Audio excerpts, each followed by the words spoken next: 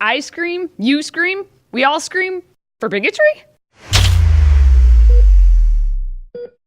One of the best things to do as a kid, and as an adult, let's be honest, is enjoy a nice ice cream cone. And one really good place to enjoy ice cream is at Babcock Hall Dairy Store on the University of Wisconsin-Madison campus. I've been there, and it is quite good. Like, this good. So naturally, there must be something wrong with it. And now students on campus are having a cow about the ice cream having beef gelatin used in it. Because of the gelatin, this ice cream is discriminatory against some minorities and must be changed to be more inclusive. I'll let you digest that for a moment. At the first meeting of the year for the Associated Students of Madison, which is the student government, a piece of legislation called Ice Cream for All was introduced. Authors of the bill say that the ice cream marginalizes students of the campus and that Babcock ice cream should therefore not be the official ice cream.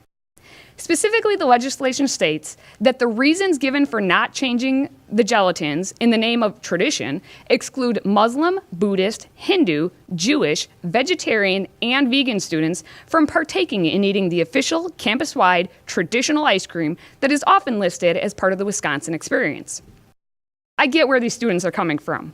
Ice cream is rich, it's smooth, and sometimes it's vanilla, so of course it's bigoted.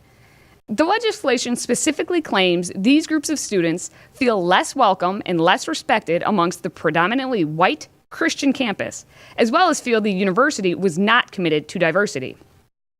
I really hope these students milk this for all it's worth.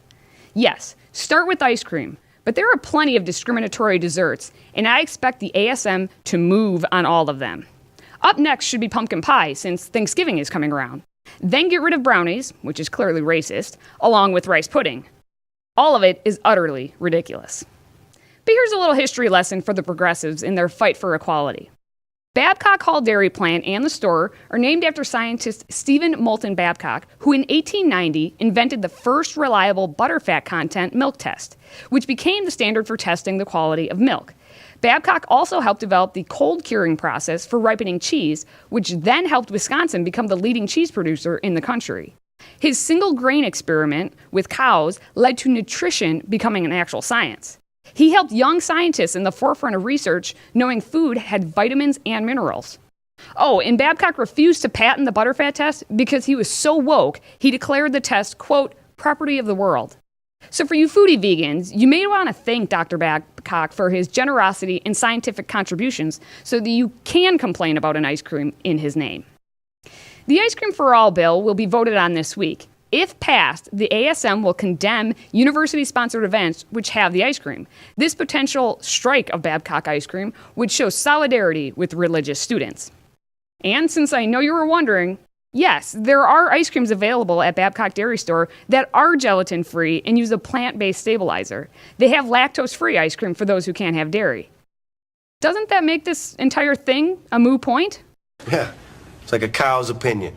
It just doesn't matter. It's moo. Madison is called Madtown for a reason, and it includes stories like this one. Ice cream and dairy are part of what built Wisconsin, and Stephen Babcock was arguably the most influential person in this achievement.